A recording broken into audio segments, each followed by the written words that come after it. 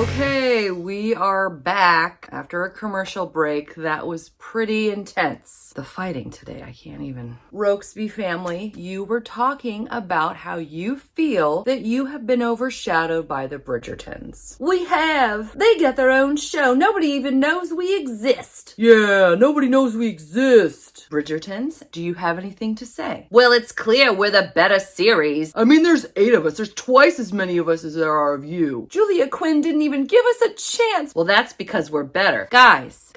Clearly the reason that the Bridgertons got a series is because they have more books. I got a series. Shh, we don't need to hear from you. Hi, my name's Bea. Welcome to my channel. Mama needs to read romance and moderate.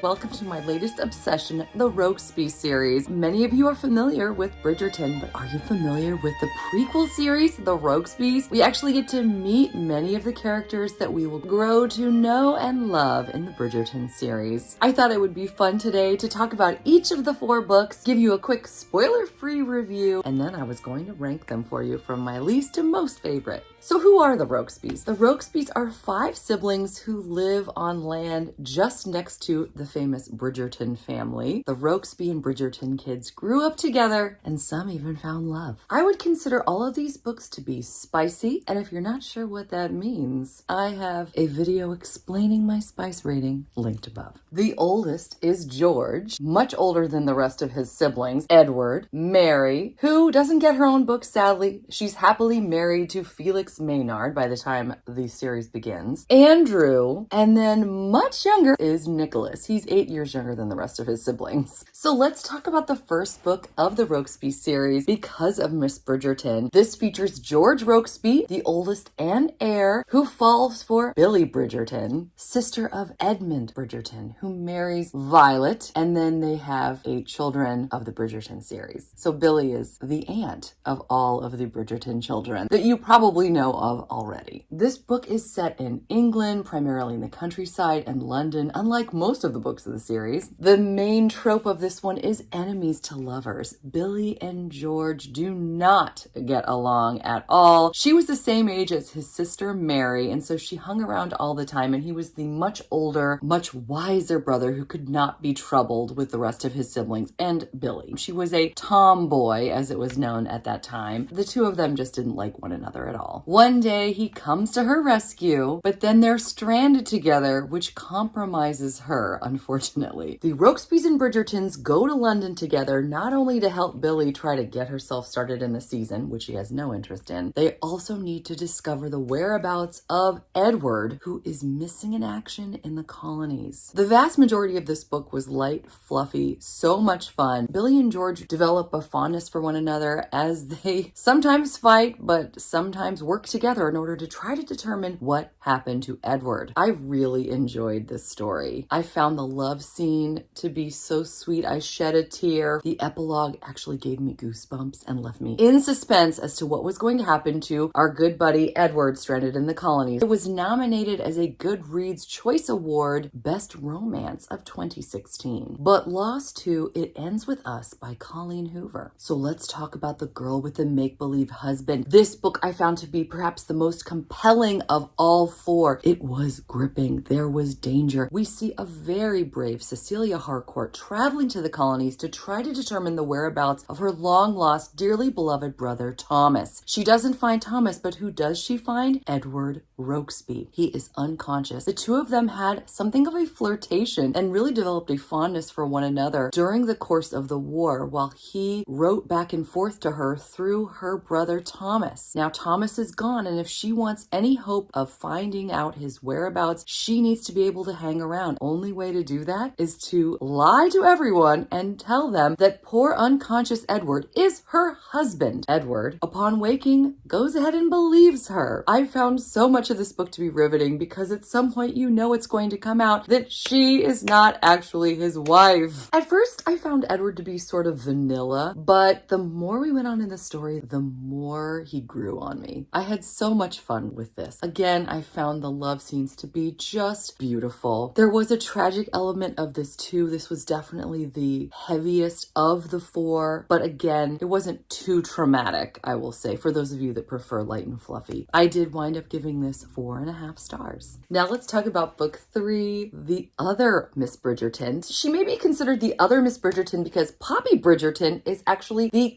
cousin to the famous Bridgerton family. This book is all about Andrew and Poppy, as I mentioned, Bridgerton. I was so in love with Andrew after the very first book. He is in this one quite a bit because he was actually closer with Billy than George ever was. We get quite a few lovely platonic scenes between Andrew and Billy in the first book, and Andrew kept me laughing throughout. So I was especially excited to read his book, The Other Miss Bridgerton. This book, as you may have seen in my March wrap-up, suffered sort of from being too pleasant. You would think this would have been a really exciting story, and it sort of was. One day, Poppy is walking along the beach when she discovers a cave, and unfortunately also discovers smugglers who have to take her aboard their ship because they're afraid of being found out, and then because they're on a time crunch, they need to take her all the way to Portugal. She's basically kidnapped by a bunch of pirates, or are they? One of them is Captain Andrew James, or Rokesby. He is on a very special mission that she ends up going along with him on. We do get scenes in Portugal. We get many scenes on the ship, as well as a beautiful one under the stars. The ending was very exciting. I did not know what was going to happen. I really enjoyed it. It wasn't as gripping most of the time as I was hoping that it would be. You almost could set it down and sort of forget about it until you picked it up back up again. The two of them definitely spent quite a bit of time in a more platonic friend zone, which was fine, but it didn't have that gripping chemistry that I was really hoping for. However, once we finally get some romance toward the end of the third act, it was well done. I also found it very exciting that we get our very first glimpses of Edmund, who is all of the Bridgerton kids' father, and Violet, who we see in the Bridgerton series. I wound up giving this book 3.5 stars. And now the fourth and final book. First comes Scandal with Nicholas and Georgie Bridgerton. Georgie, or Georgiana, is the aunt of, in this book, we get to see plenty of Anthony, Benedict, and Colin. They're all very young, or Colin's a baby. So that was really fun to see. We also get to chat with Edmund and Violet Bridgerton, who of course are the parents of all those Bridgerton kids in the series. This book finds Nicholas and Georgie discovering one another again in a whole new light as they are childhood friends turned lovers in this book. Poor Georgie. She is one day kidnapped by a guy named Freddie Oakes who really needs her money. She's ruined. Her only two choices are marry Freddie or become a spinster. Now, the Rokesbys are not willing to stand for this, so they call Nicholas, who is off trying to learn to be a doctor in Scotland, call him all the way back and try to force him to propose to Georgie. Now, initially, he's very reluctant, but the two of them start to spend time together, and we see them become this beautiful team, and over time, maybe feelings change. This marriage of convenience turned out to be just sweeter than I ever could have anticipated. This was my favorite book of the four. I loved the way that he believed in her throughout, and the way that they supported one another, initially as friends and then as more. It was just wonderful. And I laughed so hard. This had me belly laughing more than just about any other historical romance I can think of. It was a great time. And I wound up giving it a